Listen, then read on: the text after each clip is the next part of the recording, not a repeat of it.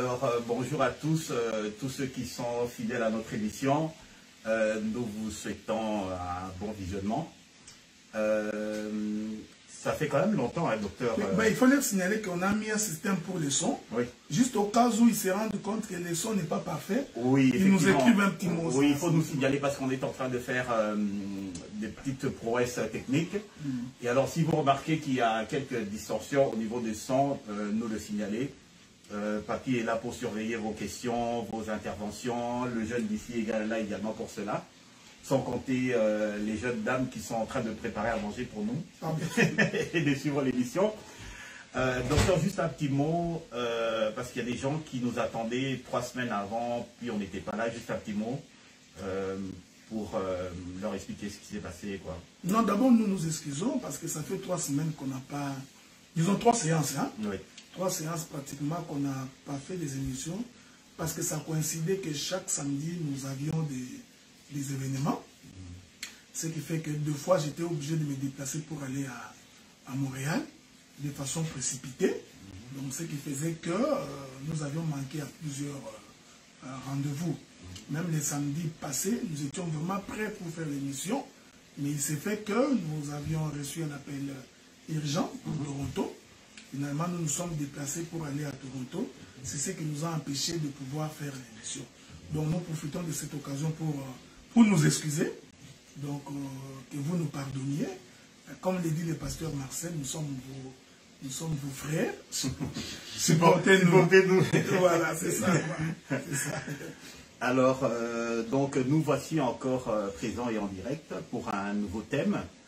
Le thème que nous avons choisi cette fois-ci, en général, les thèmes sont choisis par rapport à l'actualité, aussi bien l'actualité prophétique que l'actualité que nous vivons au jour le jour, et également par rapport aux questions qui nous parviennent après, par exemple, telle ou telle prédication. Alors, le thème d'aujourd'hui, ça sera l'univers invisible et invisible. Autrement dit, l'univers visible par rapport à l'univers invisible, les choses que nos yeux physiques peuvent voir par rapport à ce que nos yeux ne voient pas, qu'est-ce qui se passe lorsque nous prions, qu'est-ce qui se passe dans le monde de l'invisible, qu'est-ce qui se passe par rapport... bon, on va peut-être toucher un petit peu le domaine des rêves, mais en fait, tout tourne autour des choses que nous ne voyons pas. Les choses pour lesquelles nous avons quelquefois une connaissance un petit peu vague. Alors, évidemment, nous n'allons pas aborder toutes les questions. Nous n'allons pas entrer non plus dans la cosmologie et tout ça. Non, non, non. Nous allons rester vraiment dans le cadre biblique. Alors, quand je parle des choses invisibles par rapport aux choses invisibles, c'est vraiment par rapport aux Écritures. Alors, Papy, avant de justement te poser la question de savoir de quoi est-ce qu'on avait parlé, c'est clair maintenant. Ouais, c'est très clair, c'est vraiment clair. Ok, d'ici. Ok. Et alors, donc avant de commencer, juste quelques petites questions très rapides, docteur. Comme d'habitude, hein. Très rapides. Des réponses très rapides. Si vous devez développer, parce que quelquefois, vrai ou faux, oui ou non, c'est très, ça rend encore les choses plus vagues. Si vous devez développer juste une petite minute peut-être. Alors, première question, vrai ou faux, il est préférable de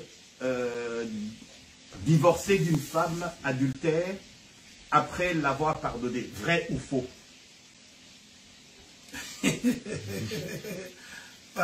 Moi, personnellement, donc, avec la petite sagesse que j'ai de part du Saint-Esprit, déjà, le fait que vous divorcez, c'est un pardon. Donc, vous la pardonnez, et puis finalement, vous vous séparez, vous divorcez. Donc, il est préférable. Hein? Vraiment, j'aime la question. Il est préférable. Il est très préférable si tu n'as pas le cœur de supporter. Donc, c'est-à-dire que je n'entre pas beaucoup dans la révélation hein, pour ne pas nous embrouiller, mais pour que vous viviez en paix. Donc, quand vous avez l'information que votre femme a été adultère, vice-versa. Hein? Donc, il est préférable que vous vous sépariez. Merci, docteur. C'est une question de paix. La Bible dit que Dieu nous a appelés à la paix. Ok?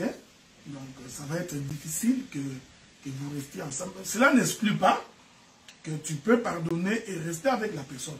C'est aussi possible. Mais, personnellement, en tant que pasteur, en tant que prédicateur, j'ai toujours souhaité que si cela arrivait, le mieux à faire, c'est de pouvoir vous séparer dans la paix et dans la tranquillité. Bien. Deuxième question, toujours dans le cadre de vrai ou faux. Dieu aime tout le monde, chrétien comme païen. Tout dépend de la manière dont on voit les choses. Lorsqu'on présente les choses en tant qu'évangéliste, nous disons que Dieu aime tout le monde. Les Écritures sont claires. Hein? Donc, Dieu ne veut pas la mort d'un pécheur. Dieu ne voudrait pas que ceux qui vivent dans l'iniquité puissent se perdre. Alors, le souci de Dieu est que tous parviennent à la connaissance de Christ et à la vie éternelle. Ça, c'est une vision horizontale de l'Écriture. C'est-à-dire, c'est la vision évangélique, c'est la vision apostolique. Parce qu'il faudrait comprendre que la marche évangélique et la marche apostolique, et aussi la marche pastorale, est une marche horizontale. Alors que la marche doctorale et la marche prophétique, elle est une marche verticale. C'est très important. Donc, en tant qu'apôtre, en tant que pasteur, en tant qu'évangéliste, quand nous prêchons, nous disons le salut est pour tout le monde. Et nous n'avons pas menti. Et nous n'avons pas menti. Mais lorsque nous avons les regards, Dieu nous aider pour l'épilité, lorsque nous regardons dans la vision doctorale et prophétique, c'est-à-dire la vision verticale de l'écriture, j'espère qu'on nous a mis du mien ici, hein, Michel. Le pasteur ensemble aussi. Okay. Bon. C'est petit ici, c'est pas qu'est-ce qu'il comprend. Il faut trouver une solution. Mais lorsqu'on regarde avec la vision verticale de l'écriture, c'est-à-dire du haut vers le bas, nous savons que ne peuvent être sauvés que les fils d'Abraham. Très bien. Donc quand on n'est pas fils d'Abraham, le salut n'est pas pour toi. C'est pour cette raison, même lorsqu'ils étaient en Égypte, lorsque la parole a été annoncée, Dieu a dit, j'ai vu la souffrance de mon peuple, j'ai vu les cris et les font pousser leurs oppresseurs, je suis descendu pour que Israël sorte de l'Égypte. Donc c'est Israël qui répond à l'appel. Ça c'est la vision verticale. Mais quand on a annoncé, je t'informe que même les Égyptiens savaient qu'aujourd'hui, les Juifs vont sortir. Mais pourtant l'appel n'était pas pour eux. Voilà un peu comme ça. C'est comme ça qu'on présente. C'est pourquoi quand on gère l'église, hein, parce qu'on en parlera, quand on gère l'église, il faudra avoir ces deux visions. Lorsque je parlerai comme un pasteur, comme un évangéliste, comme un apôtre, mon intervention n'aura pas d'exclusion. Donc, vous venez pour être sauvé. Mais lorsque j'ai mon regard doctoral et prophétique, je peux distinguer qu'il y a des gens qui sont appelés au salut, comme il y en a d'autres qui ne sont pas appelés au salut. Voilà. Notre Seigneur, quand il regarde du haut des cieux, quand il regarde la terre, qu'est-ce qu'il voit? Est-ce qu'il voit un peuple, deux peuples, trois peuples? Qu'est-ce qu'il voit? Non, je crois que Dieu les distingue tous. Quand il regarde du haut des cieux, il distingue. Donc, Dieu, lui, sait voir. Je voudrais ici donner un exemple concret. Vous savez, lorsque Pierre et les autres ont pêché toute la nuit, hein, ils ont jeté les filets dans le même fleuve. Malheureusement, le matin, ils n'ont attrapé pas un seul poisson. Le Seigneur arrive le matin, il leur dit, vous n'avez rien attrapé. Pierre répond, non, même pas un frétin. Alors Jésus lui dit, écoute, entre dans la barque, avance dans les eaux, jette les filets du côté droit. Dans la logique de Pierre, il a dit, mais écoutez, nous avions pêché toute la nuit dans la même contrée, on n'a même pas attrapé un poisson. Donc, mais sinon, puisque tu nous demandes de jeter les filets, alors nous allons y jeter. Quand ils ont jeté, Jésus lui savait qu'au moment précis, le poisson viendrait entrer dans les filets. Donc c'est pour dire que même quand on jette les filets dans l'eau, ce n'est pas tous les poissons qui rentrent. Sinon vous allez vider tout le fleuve. Donc, est-ce que vous comprenez ce que je dis? Parce que le fleuve, la mer va représenter le monde, mais quand on jette les filets, ce n'est pas tous les poissons qui rentrent. C'est-à-dire qu'il n'y a que le poisson que Dieu savait qu'il rentrerait dans les filets. Ce ne sont que ces poissons-là qui rentrent. Qui a vu cette manière de voir les choses? Il n'y a que Jésus. Il n'y a que Jésus qui savait tel et tel poisson entrerait dans les filets et tel autre n'entrerait pas. C'est la vision verticale de l'écriture. Mais Pierre, lui, en lançant les filets, il a lancé, tout en ignorant qu'il rentrerait, qu'il n'entrerait pas. C'est Pierre-là qui lance les filets, c'est la vision évangélique, apostolique et pastorale. Autrement dit, nous, quand nous allons dans le monde pour prêcher, nous prêchons à tout le monde. Nous lançons le filet à tout le monde. Oh, bien sûr, bien sûr. Nous annonçons l'évangile à tout le monde, sans distinction de sexe, sans distinction de race. Nous ne faisons même pas un choix. Nous disons, croyez au Seigneur Jésus-Christ et vous serez sauvés. Maintenant, qui croiront, ça va rester l'apanage de Dieu. Et qu'est-ce que vous allez dire à ceux qui ont l'habitude de pointer du doigt des personnes en disant, toi, tu vas aller en enfer, tu risques d'aller en enfer, tu vas aller en enfer. Qu'est-ce que tu vas leur dire? J'ai toujours pensé qu'un bon pasteur, un bon évangéliste, un bon apôtre ne peut pas tenir un tel langage. Oui, quand vous gérez le peuple, on en parlera.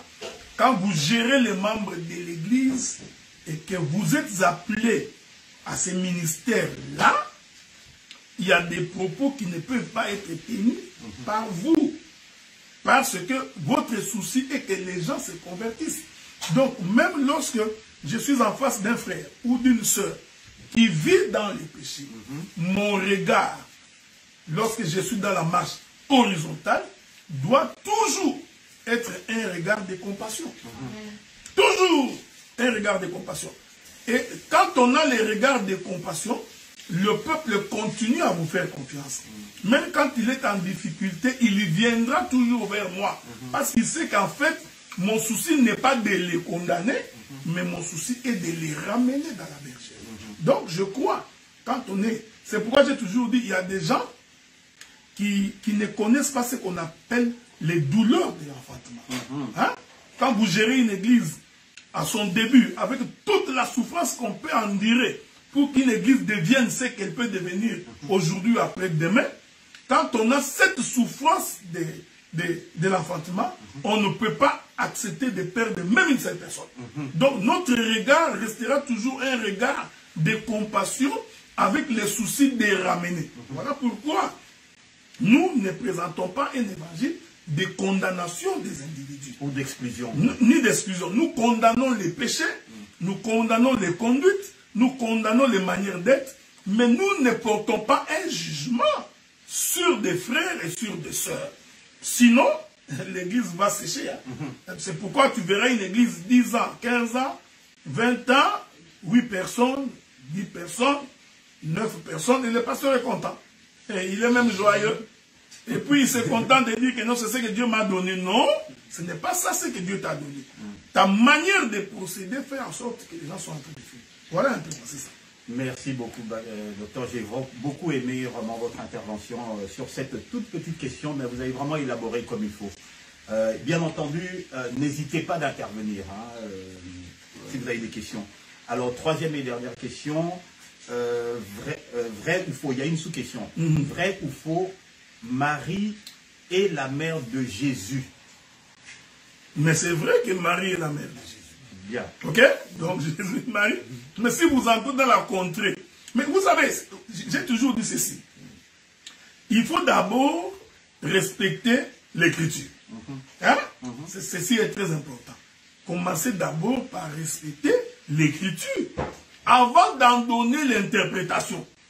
Avant d'en donner l'explication, il faut d'abord respecter l'écriture. L'écriture dit, pendant que Jésus enseignait, les gens sont venus lui dire, Jésus, ta mère et tes frères sont là en train de te chercher. Donc les gens de la contrée savaient que Marie est la mère de Jésus. C'est un élément. Même quand Jésus opérait des miracles et qu'il avait de la connaissance, n'est-ce pas, de ses contemporains ont dit, n'est-ce pas le fils du charpentier? Donc d'abord c'est écrit. Donc nous disons, Marie est la mère de Jésus. Voilà. Sous-question. Si je posais la question de cette manière, est-ce que Marie est la mère de Jésus-Christ? Bon, vous savez, de Jésus le Christ. Ah, mais vous savez, ça, ce sont des simples dribblings qu'on fait à gauche et à droite pour essayer de faire, d'endormir le peuple. Ça ne sert à rien tout ça. Okay? Donc, sinon, comment faut-il voir les choses aussi bien sur le sens, comme vous avez dit tout à l'heure, vertical qu'horizontal? Vous savez, moi j'ai toujours voulu, j'ai une manière, hein, que Dieu nous fait grâce, d'aborder les aspects des Écritures. Regardez. Il faut d'abord considérer, je vais rentrer dans les détails pour me faire comprendre.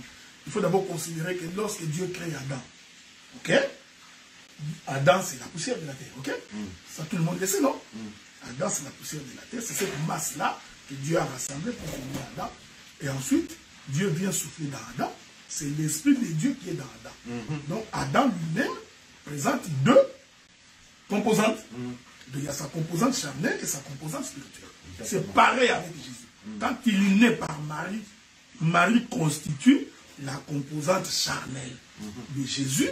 Mais là, j'avais dit à Marie, l'ombre du Tout-Puissant te couvrira. C'est pourquoi l'enfant qui naîtra de toi sera appelé Fils de Dieu, parce que c'est en vertu du Saint-Esprit. Donc, Marie est donc cette composante charnelle de cet homme qu'on appelle Jésus, alors que le Saint-Esprit est la composante spirituelle qui était dans ce corps-là qu'on appelle Jésus. Donc, il est vrai, l'esprit ne peut pas naître d'un humain. Même moi, je m'excuse beaucoup, même moi, ma mère m'a donné naissance, mais il n'a pas donné naissance à mon esprit. Non. Donc, vous comprenez? Donc, il ne faut pas vouloir compliquer les choses. Marie, sur le plan charnel, est la mère de Jésus. Sauf que l'esprit qui était dans ce corps-là ne provenait pas de Marie. Donc, voilà un peu quoi, c'est ça. Très bien. Et bien entendu, bon, ça annonce déjà les genres de débats et d'émissions qu'on aura dans le futur.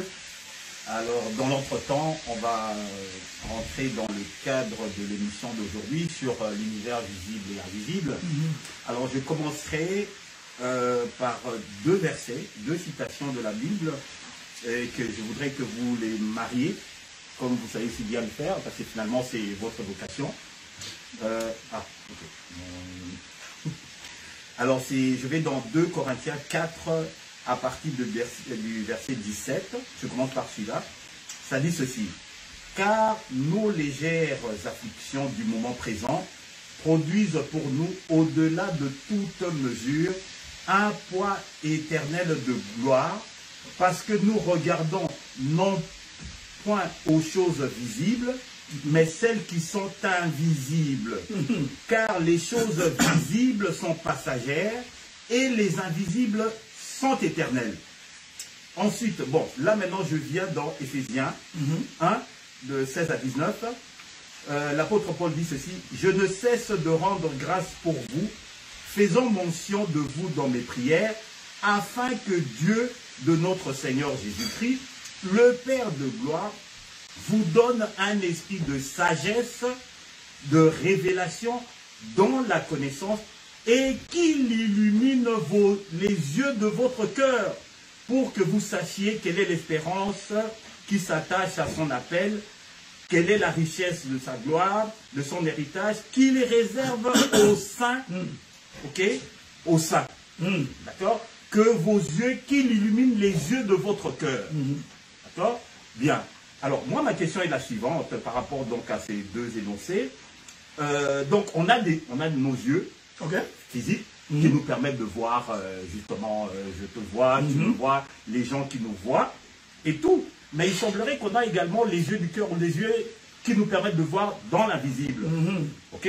Alors, ma question, que faut-il faire pour que nos yeux soient illuminés et que nos oreilles s'ouvrent au monde de l'au-delà, qui est le monde à venir, parce que ce monde, ce que nous voyons, est amené à disparaître. Je voudrais... je m'excuse, il me semble qu'il y a une question qui est posée. La question du frère qu'on a livré à Satan, là, j'ai vu la question, mais on va y revenir. On va y revenir, parce que c'était un peu...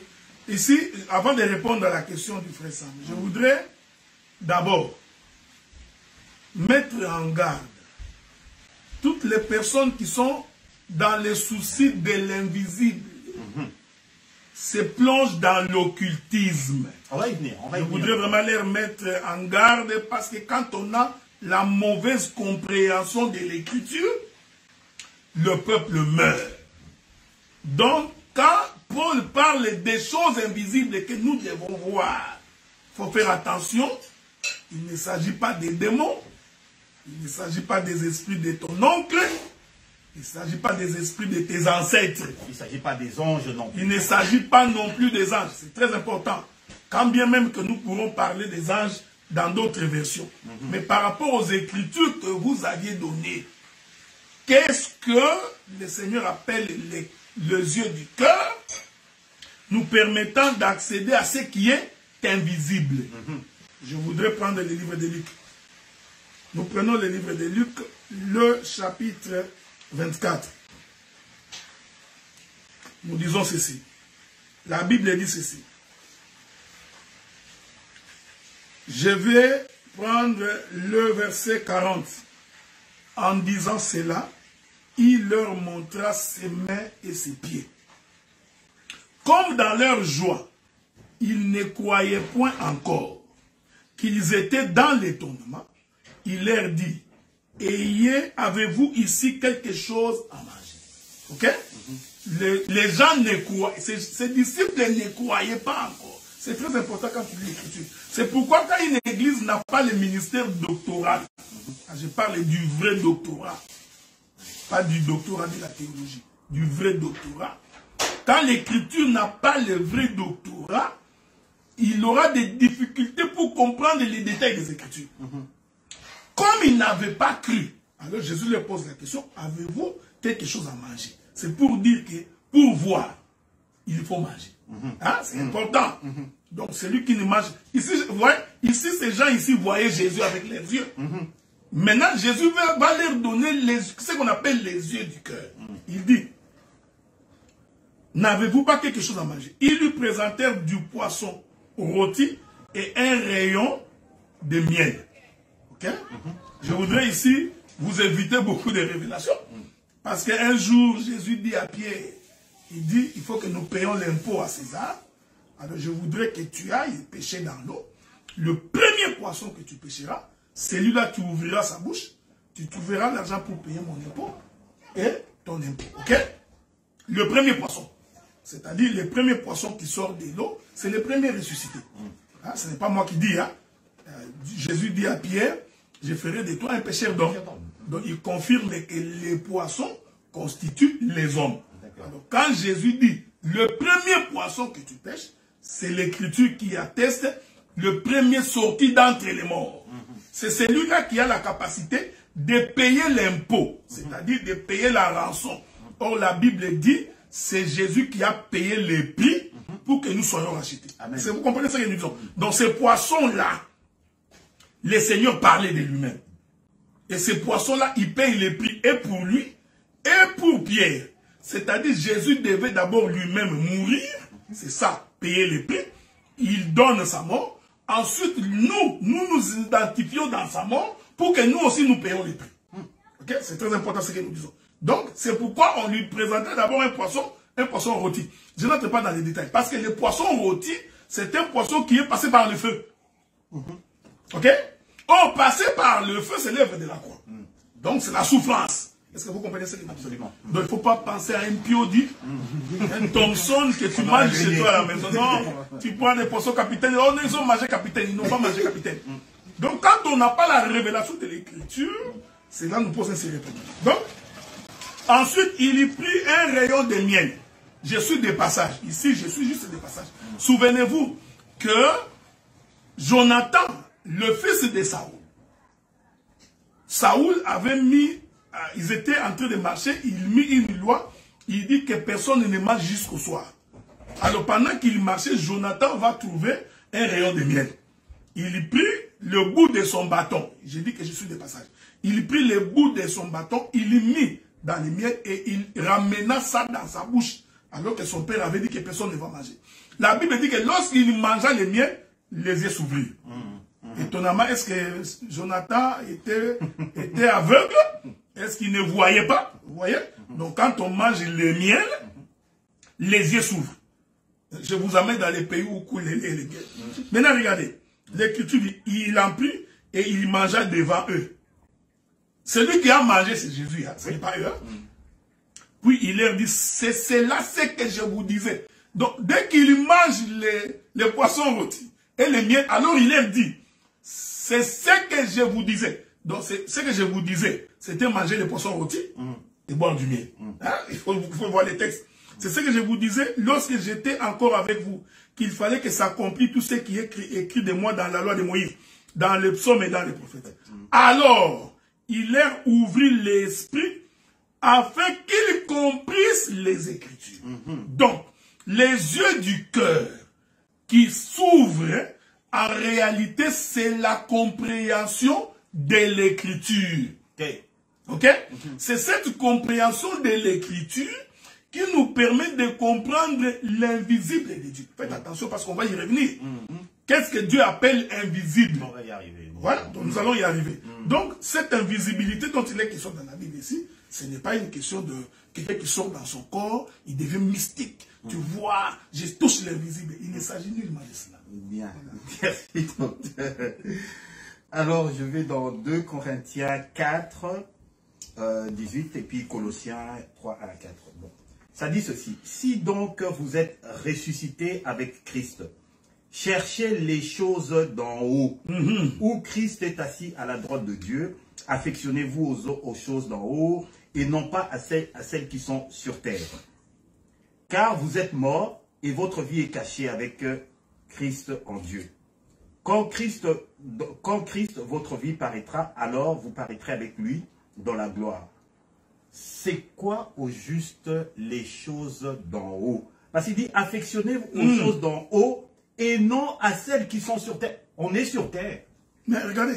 J'ai besoin d'une voiture, on a besoin d'électricité, on a besoin de téléphones cellulaires. Quand on va faire fi de tout ça. Je voudrais lire une écriture. Hein?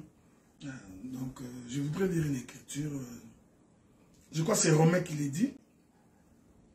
Souffrez que je vous trouve cette écriture-là, comme je vous ai toujours dit que je n'ai pas l'habitude de mémoriser les versets. Donc, il y en a plein aussi, pasteur, c'est nombreux. Ah, non, mais moi je ne bloque pas les versets. Non. Je suis assez vieux pour aller bloquer les versets. Il y en a plein aussi. Il y en a plein aussi.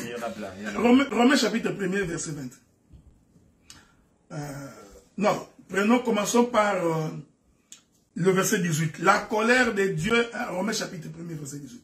La colère de Dieu se révèle du ciel contre toute impiété et toute injustice des hommes qui retiennent injustement la vérité captive.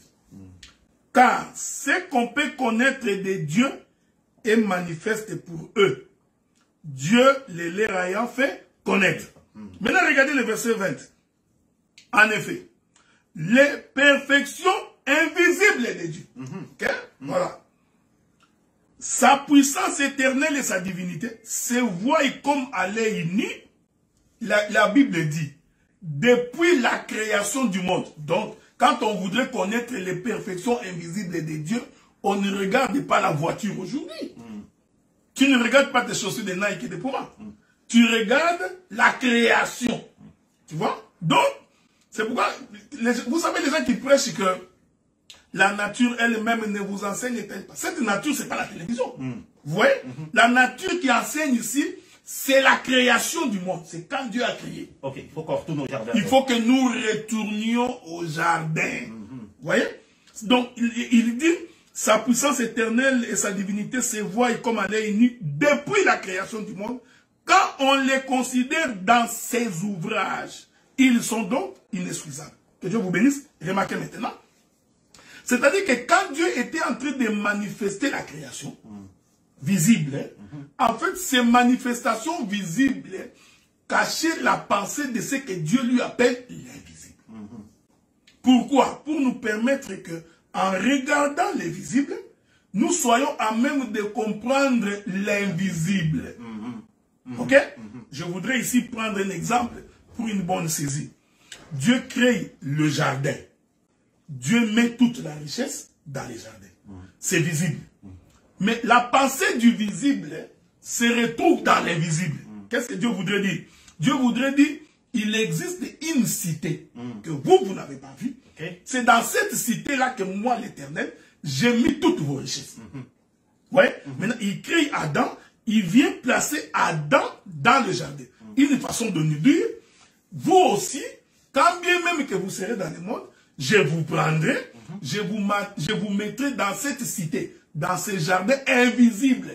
Mais pour que vous compreniez l'invisible, Dieu parle du visible. Ok, donc c'est juste pour notre compréhension. C'est pour notre compréhension. Je vais donner un autre exemple. Dieu dit à Israël, je vous fais sortir de l'Égypte, je vous amène vers Canaan. Canaan, c'est la promesse. Pour les Juifs, pour les Israélites, Canaan, c'était quelque chose d'invisible. Parce qu'ils ne l'avaient jamais vu. Exactement. Ils ne le connaissaient. Je ne sais pas si vous connaissez ce que je dis. Oui, si.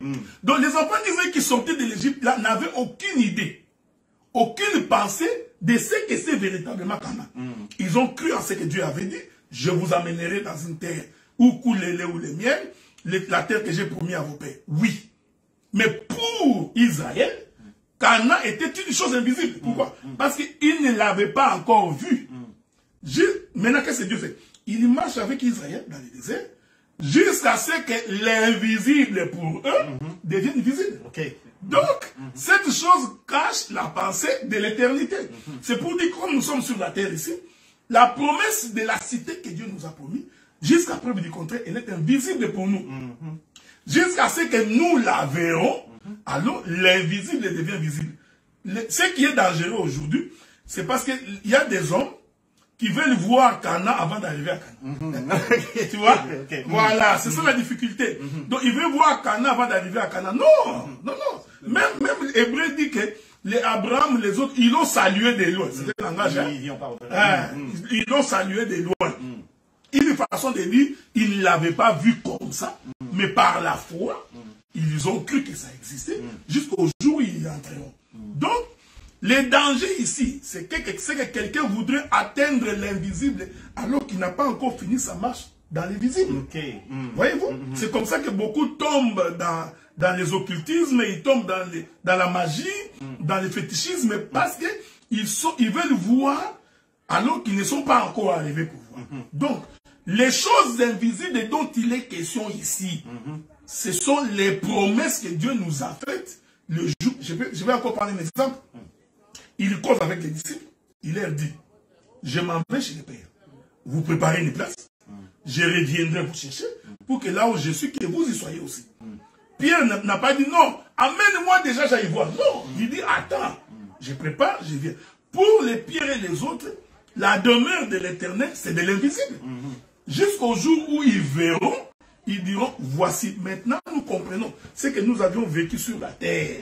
N'était que l'image de ce que nous verrons quand nous arriverons. Pourquoi je dis ces choses? Pour éviter que les enfants de Dieu n'aillent embrasser les sciences occultes. Qu'ils n'aillent pas dans les cabales juives, qu'ils n'aillent pas dans la magie noire, parce qu'à force de croire que l'invisible c'est cela, beaucoup sont tombés dans les péchés. Voilà un peu ce que nous avons voulu expliquer aux hommes de Dieu et au peuple de Dieu. Merci beaucoup, docteur. Je pense que de plus en plus, les gens commencent à comprendre à peu près là où on vient. Justement, parce que quand on a dit invisible par rapport à l'invisible, bon, c'était peut-être un peu vague, mais là, vraiment, je pense que les explications sont claires et nettes. Pas besoin de lunettes. Non, tout le monde a compris. Ouais, pas besoin de loup. Maintenant, docteur, on va maintenant parler de l'accès justement au monde invisible. D'accord? Donc vous avez déjà commencé un petit peu à aborder. Alors ma question est la suivante. Est-ce que tout être humain, sauvé ou non, peut-il accéder au monde spirituel invisible? Est-ce que Dieu a donné la capacité à tout être humain d'avoir accès au monde invisible? Tout dépend de quelle manière. Vous savez, il y a deux choses que vous pouvez voir par des songes. Il y a des choses que vous pouvez voir par une vision. Okay? Mais je voudrais encore ici préciser que et les songes et les visions ne sont pas la représentation exacte des choses. C'est comme l'ombre. Ouais, c'est comme l'ombre. Je voudrais ici donner un exemple. Jésus dit à cet homme qui était avec lui sur la croix, il dit, je te l'ai dit ce soir, tu seras avec moi au paradis. Mais ce soir-là, Jésus a été enterré. Oui. Ok? Et le gars n'y est pas. Et les gars n'est pas allé au paradis ce soir-là avec Jésus. Parce que la Bible dit que ce soir-là, il était enterré. Il a fait 3 jours et 3 nuits dans les tombeaux. Voyez-vous? Et puis, le 3e jour, le matin, il est ressuscité. Donc, vous voyez, Dieu a son langage. Ok. Tu comprends ce que je dis? Donc, Dieu a son langage. Il a sa manière de parler. Maintenant, si quelqu'un aujourd'hui dit avoir eu une vision, ce n'est qu'une vision. Ça ne peut pas être la représentation exacte des choses. Il y a une écriture qui dit, tel qu'il est, tel que nous le verrons. C'est-à-dire qu'aujourd'hui, nous n'avons qu'une vue partielle de tout cela. Et personne ne peut voir la totalité de ce que c'est le monde invisible sans d'abord mourir. Ok. Vous comprenez? Donc, si vous voulez y entrer, bah mourrez. Ou si vous voulez voir ce qui se passe au-delà. Je voudrais ici également, parce que le sujet il est intéressant. Vous savez, bien aimé Sam, l'évangile est simple. Il faut vivre la simplicité de l'évangile. Il ne faut pas créer du mysticisme dans l'évangile pour paraître grand. Dans la simplicité, Dieu te fait grandir. Dans la simplicité, Dieu te glorifiera. Dans la simplicité, tu vas exceller. Ok? Donc, il n'y a rien d'aussi compliqué. Même les miracles de Dieu, Dieu les fait dans la simplicité. Vous voyez? Donc, Dieu ne fait pas les miracles tambour battant, avec beaucoup de bruit. Non, non, non. Même les miracles de Dieu, Dieu les fait dans la simplicité. Jean et Pierre, se rendant le soir au temple, croisent un homme qui était assis, qui leur demandait de l'argent. Tout simplement, espérant recevoir l'argent, Pierre et Jean regardent la personne et lui disent, nous n'avons ni or ni argent à te donner. Ce que nous allons te donner, c'est qu'au nom de Jésus, lève-toi et marche. Ils ont continué leur chemin sans faire du bruit. Voyez-nous, quand on venait, on a croisé un homme qui ne marchait pas. Alors nous avons prié. Non! J'ai toujours dit que Dieu est capable de faire sa propre publicité. Donc, Dieu n'a pas besoin que tu ne fasses la publicité. Mais vivons l'évangile dans la simplicité. Ça va nous éviter d'entrer dans des maisons obscures. Donc, quelqu'un de vivant, comme ça, vivant, du moins pour la part de Dieu, ne peut pas accéder dans l'invisible. Parce que ça ne lui apportera rien du tout. Je vais donner un exemple dans la Bible. Parce que nous parlons des Écritures. La Bible dit qu'un homme riche est mort. Lazare aussi est mort. D'abord, je vous informe que c'est une parabole. Ce n'est pas une histoire vraie. Les choses sont allégoriques. Voilà, c'est allégorique. Ce n'est pas que c'est une histoire vraie. Ok? Il faut vérifier. Je crois que j'ai des questions là-bas. Donc, papy, ici. Oui, moi j'ai une question. Ok. Donc, merci beaucoup. Il y a le frère Roustali qui nous a aidés en donnant quelques exemples là que les Juifs appellent paradis les saints d'Abraham. Merci beaucoup. Donc, regardez. Donc, ils sont morts. Pourquoi Jésus a pris cet exemple-là? Parce qu'il voulait nous enseigner. C'était ça le problème. Donner l'enseignement à son peuple. Alors, la Bible dit que le jeune homme riche qui était mort, il est allé en enfer, dans les lieux de tourment. Et il était tellement en train de souffrir, il souffrait. Alors, il voit Lazare de l'autre côté dans les seins d'Abraham. Alors, dans sa conversation, j'ai dit que ce sont des choses allégoriques. Il ne faut pas croire que les paradis et l'enfer vont parler dans l'au-delà. Okay? Donc, il dit, est-ce qu'il n'y a pas moyen que tu ressuscites Lazare, qu'il aille parler à mes frères, de leur dire de ne pas se comporter comme moi, de peur qu'ils ne se retrouvent dans les mêmes conditions que moi. Écoutez la réponse d'Abraham. Abraham répond, il dit, ils ont Moïse, ils ont les prophètes. Donc, vous voyez, frère, donc même si, écoutez ce que la Bible dit, même si quelqu'un ressuscitait des morts, ils ne croiront point. Pourquoi? Parce que pour croire, il faut écouter Moïse, il faut écouter les prophètes. C'est pourquoi vous savez, moi j'ai toujours été contre tous ces gens-là. Il est entré dans un coma, 3 jours pour n'avoir pas mangé les foufous. Voilà, il n'a pas bien mangé les foufous, il est entré dans un coma, il sort dans le coma, il devient prédicateur. où il devient prédicatrice. Il commence par nous dire, Dieu m'a dit de venir vous dire, j'étais en enfer, j'ai vu. Donc, vous voyez, il pense qu'en disant cela, les gens vont se convertir. Non, la Bible est claire. Si pendant que nous prêchons ici, nous sommes en train d'annoncer l'évangile. Si vous ne croyez pas, même si quelqu'un revenait des morts, tu ne croiras pas. Pour preuve, ils ont fait leurs aventures pendant des années. Vous voyez, les gens ne se sont pas convertis. Non. Donc ça n'a rien changé. C'est beau à écouter. C'est pourquoi moi, tous ces témoignages-là, des gens qui sont morts ressuscités, tu vois, des gens qui ont fait ceci, blablabla, ces témoignages-là, je ne les suis même pas. Parce que je sais que ce sont des aventures sur toute la ligne.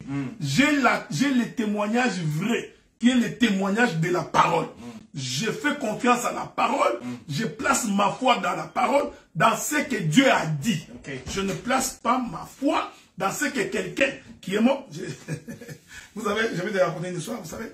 Les gens qui étaient encore avec nous dans le monde, il y avait un musicien qu'on appelait, je crois que c'est Lutumba, qui a chanté la chanson de Boulé. Hein? Donc, les gens se posaient la question toujours, mais si quelqu'un est mort, qu'est-ce qu'il y a dans l'autre côté? Alors, on a espéré que le jour où Boulé va mourir, il va nous raconter. Boulé aussi meurt, il s'en va, il ne raconte rien. Donc, bien aimé, tous ces gens-là qui racontent des histoires du ciel et de la terre, des paradis, il y a même des chansons, non, je verrai Abraham, je verrai Isaac. Ce ne sont que des illusions. Vous n'avez aucune idée, vraiment aucune idée. Tant que nous sommes dans cette tente, nous n'avons aucune idée de ce que c'est le monde de Dieu dans l'invisible. C'est clair, net et précis. Nissi, tu avais une question? Oui, j'ai une question. J'allais dire que ceci, la Bible a dit il est permis à une personne de mourir une seule fois. Et quand le roi Saoul avait les problèmes dans sa royauté, il est allé consulter, je peux dire, un marabout, et le marabout a invoqué le prophète Samuel. C'était une incarnation ou je ne sais pas trop. Justement, il a fait appel à l'invisible. Je renchéris justement, docteur. En Israël, les Israélites allaient consulter et les prophètes et les voyants. Non. Oui, bon, regarde. Parce que la femme que Saoul a été consultée, c'était une magicienne. Ok, je comprends. Ok. Merci beaucoup. Je voudrais dire ceci. En Israël, Dieu avait ses prophètes. Ok? C'est pourquoi la Bible dit consulter les prophètes pour connaître la voie de l'Éternel. Même quand Saoul était en train de rechercher ses brebis, en tout cas moi je ne me souviens pas, mais je crois que c'est cela, il a posé la question, n'a-t-il pas un prophète ici que nous pouvons aller consulter? Ok? Donc, un Israélite vrai, il sait que s'il y a un problème, il consulte l'Éternel. Maintenant, je rentre dans les cas de Saoul. C'est pourquoi il faut toujours bien comprendre la Bible. Saoul, ce n'est pas un roi que Dieu avait choisi. Non, c'est le peuple qui l'a souhaité. Est-ce que vous comprenez? C'est pourquoi Saoul est allé consulter une voyante. Parce que Dieu l'avait déjà rejeté. Vous voyez, Dieu l'avait déjà rejeté par Samuel. Donc Saoul savait que Dieu ne pouvait plus lui répondre. C'est pourquoi j'ai toujours dit, il faut faire très attention. Quand quelqu'un se dit prophète, parce que ça peut être une voyante, mais il ne faut pas aussi oublier que dans la Bible à l'époque, on appelait les prophètes les voyants. Hein? Donc, ce n'est qu'un abus de langage. On appelait aussi les prophètes les voyants. Mais, en Israël, pour avoir été en contact avec les autres peuples, les Israélites ont ramené les magiciens. Ils ont ramené les dieux étrangers. Donc, je n'entre pas dans la révélation de l'Écriture. Hein? Donc, c'est que Saoul a fait, et il est allé consulter une magicienne qui n'était pas des dieux. Et puis, vous allez remarquer, ça je donne, c'est à titre de pédagogique. En fait, même l'apparition de Samuel, c'était une façon de réprimander Saoul pour dire que la pratique que tu es en train de faire est une mauvaise chose. Il a trouvé les morts pour rien. Est-ce que vous comprenez ce que je dis? Donc, ceci est une mauvaise chose. Donc, c'est pour dire ceci. Ici, il faut faire très attention. Nous ne nions pas l'existence du monde invisible. Ce n'est pas ce que nous disons. Voyez-vous? Le monde invisible existe bel et bien. Mais le domaine du monde invisible, est à la solde de Dieu. C'est-à-dire, c'est Dieu qui s'en occupe. Je voudrais ici prendre un élément, mon bien-aimé Sam. Regardez. L'écriture dit ceci. Je voudrais lire cette écriture-là. L'écriture dit, car nous n'avons pas à lutter contre la chair et les sang. Ok? Lisons cette écriture-là, ça va nous permettre de pouvoir avancer. Je prends les livres d'Éphésiens, je crois. Voilà. Éphésiens chapitre 6, verset 12. Prenez le livre d'Éphésiens chapitre 6, verset 12, il est écrit. Nous lisons, car nous n'avons pas à lutter contre la chair et le sang, mais contre les dominations, contre les autorités, contre les princes de ce monde des ténèbres, contre les esprits méchants dans les lieux célestes. C'est important, c'est légitime.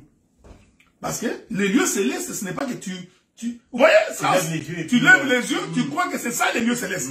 Il faut faire très attention. Je prends une autre écriture. Éphésiens chapitre 3, verset 10.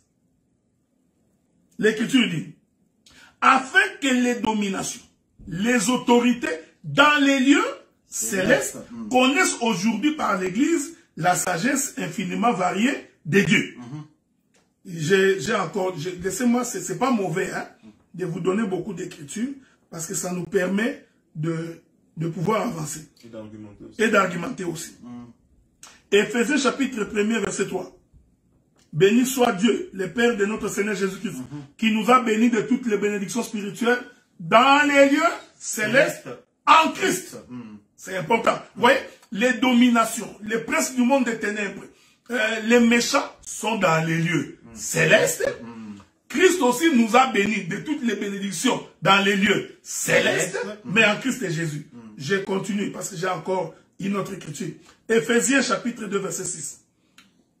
Il est écrit, il nous a ressuscités ensemble, il nous a ressuscités ensemble, et avec nous a fait asseoir ensemble dans les lieux célestes en Jésus-Christ.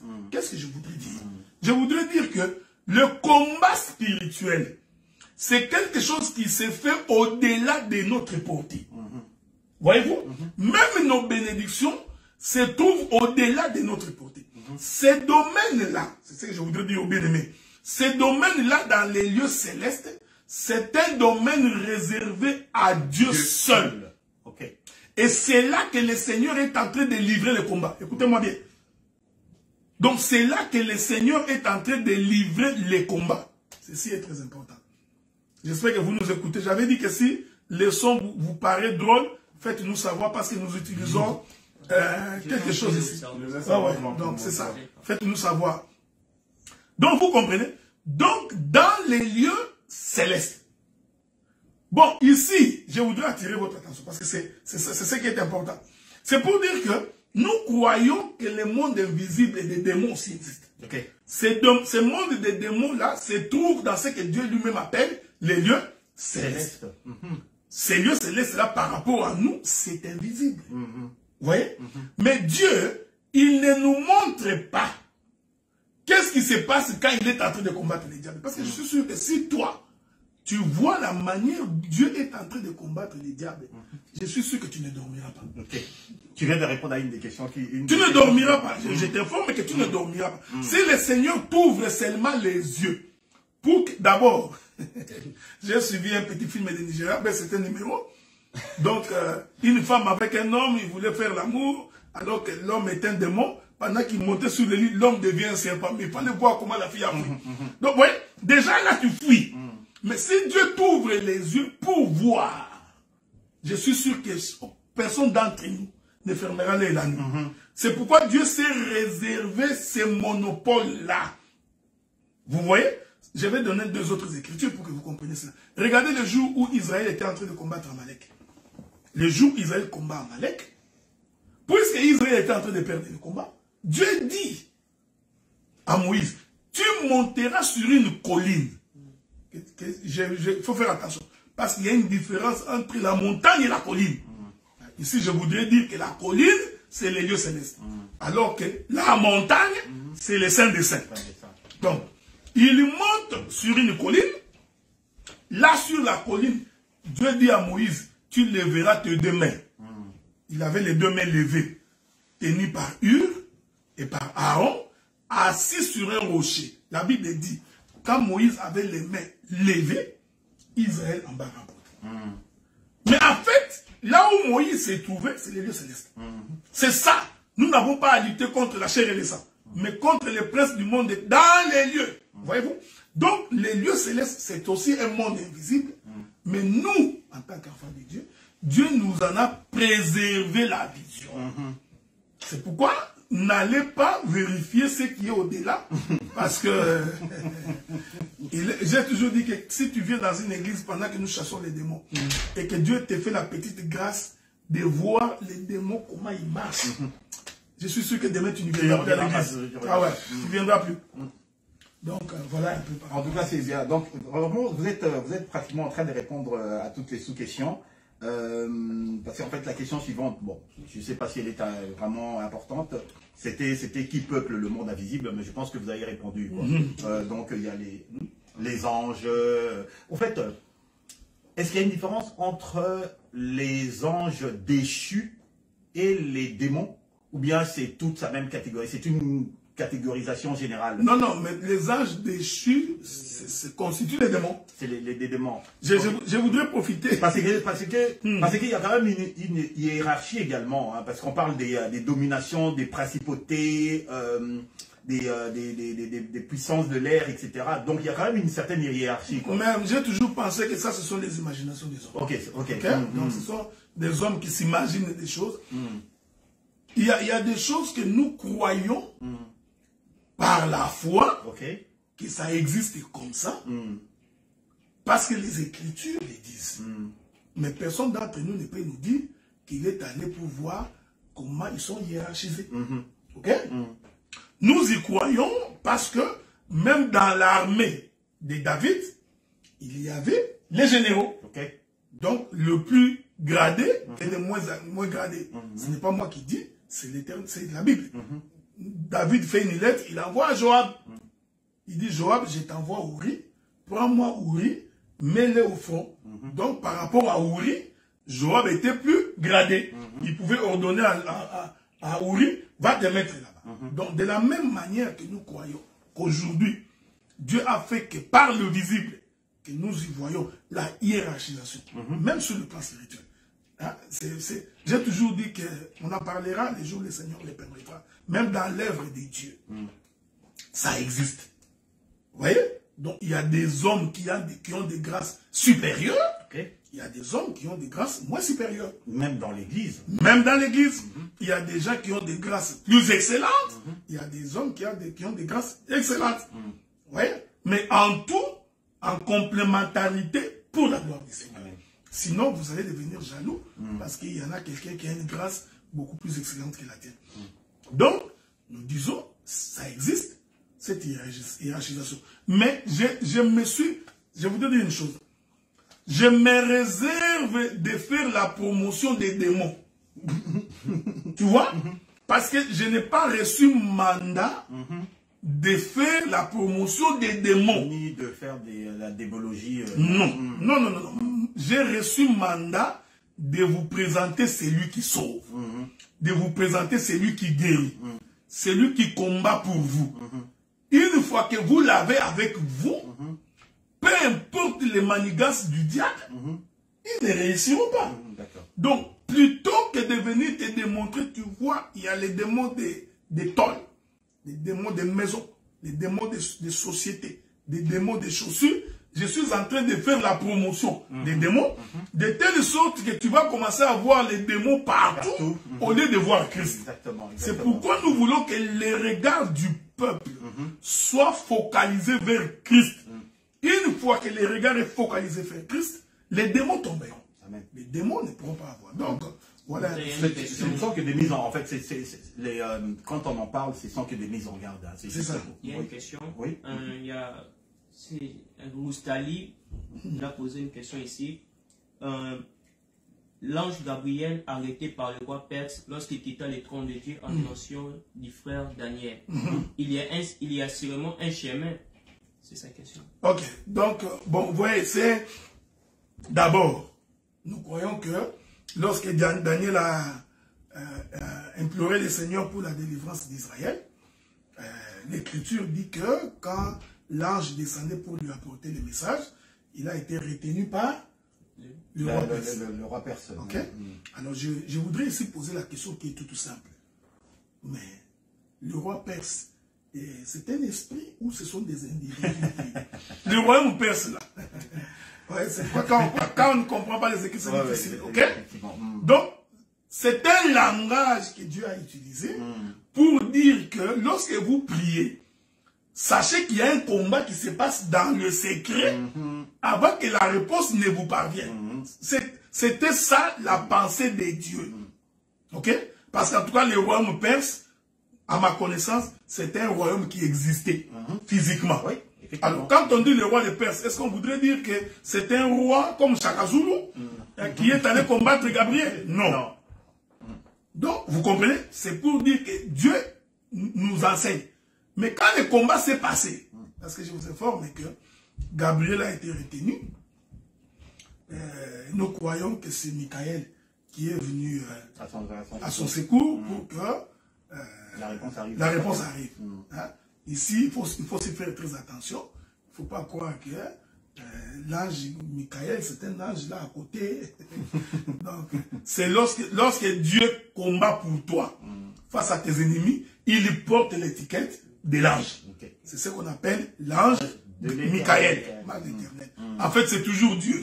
C'est toujours Dieu lui-même. Donc, mais quand ce combat-là s'est passé, Daniel était ignorant. Vous voyez? Donc, si l'ange n'avait pas dit à Daniel que j'ai été retenu, Daniel ne saurait pas ce qui s'est passé. C'est pourquoi j'ai toujours conseillé aux frères, arrêtez de chercher dans vos enseignements de combat spirituel là, il faut arrêter d'aller percer là où on ne peut pas percer, parce que vous risquez d'aller rencontrer les diables. On va dans Deutéronome 29. Vous y avez un peu apporté des éléments de réponse. Ça dit, les choses cachées sont à l'Éternel, notre Dieu, les choses révélées sont à nous et nos enfants à la perpétuité, afin que nous montions en pratique, etc. Donc, vous avez donné un élément de réponse. Je voulais juste, je voulais juste ajouter, ma question aurait été, ça n'aurait pas été plus simple. Pourquoi est-ce qu'il a cette manie, je dirais, entre guillemets, de cacher les choses et tout ça.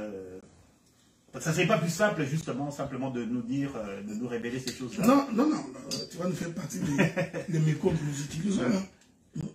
Non. Tu as déjà donné un élément de réponse. Non, mais c'est ce que je voudrais dire. J'espère que les bien-aimés, vous nous suivez toujours parce que notre micro était tombé. Donc, je voudrais dire ceci.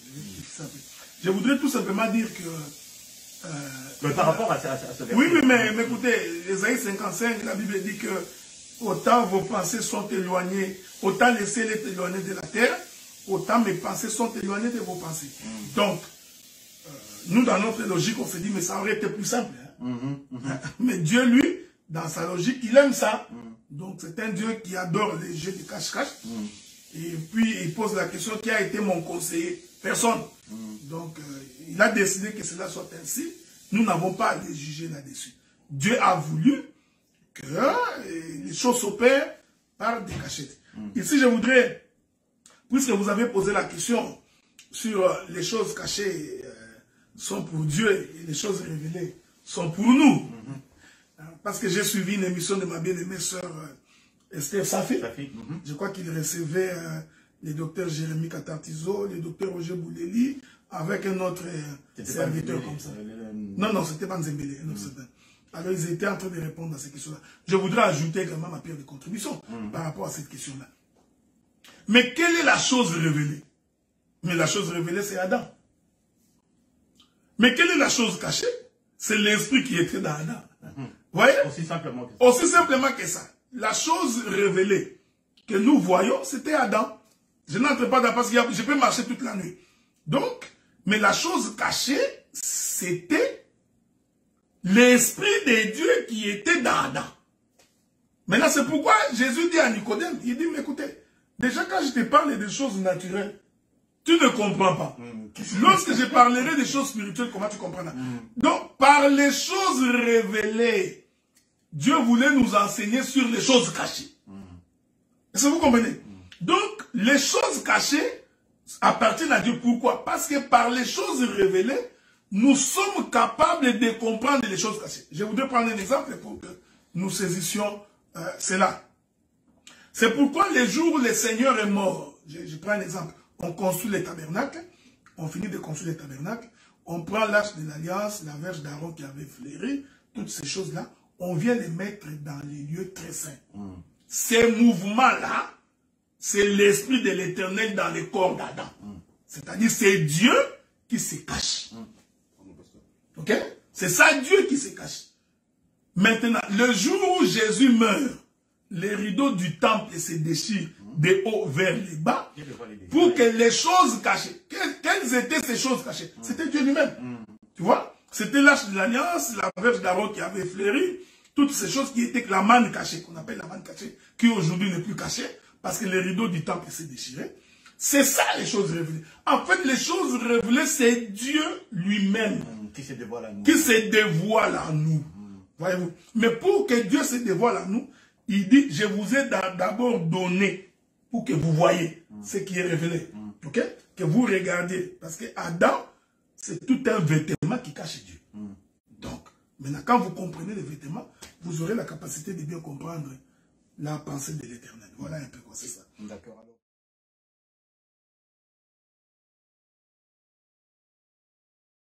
Alors.